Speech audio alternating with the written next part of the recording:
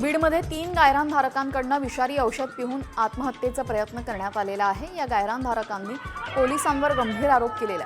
यामध्ये त्यांनी मंत्री पंकजा मुंडे यांचे देखील नाव घेतले। सध्या बीडच्या अंबेजोगाई तालुक्यामध्ये जळगाव इथं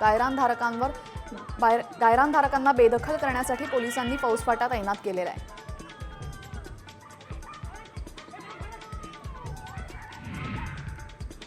तुळजापूर ड्रग्स तस्करी प्रकरणामध्ये एक मोठी माहिती समोर आली आहे। तुळजाभवानी मंदिरातील तब्बल 13 पुजाऱ्यांचा या ड्रग्स तस्करीमध्ये सहभाग असल्याचं उघड झालंय। विशेष म्हणजे पुजारी राजकीय पक्षाचे कार्यकर्ते देखील असल्याचं समजतंय।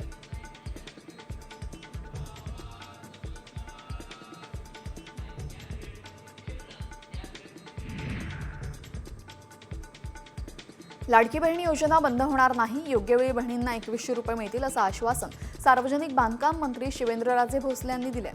दर योजनेसंदर्भात विरोधक गैरसमज पसरवतात असंही यावेळी ते म्हणाले।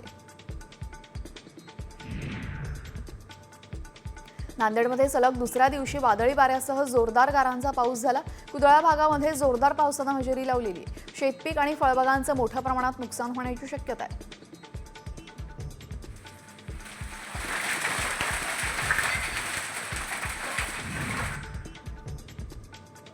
लिव्ह इन रिलेशनशिपमध्ये राहत असताना प्रियकरानं महिलेच्या 2 चिमुकल्यांवर अत्याचार केलेला आहे। जालना शहरामध्ये घडलेल्या घटनेनं एकच खळबळ उडाली असून या प्रकरणी पोलिसात गुन्हा दाखल करण्यात आलाय। या प्रकरणी अत्याचार करणाऱ्याला पोलिसांनी ताब्यात घेतलेलं आहे।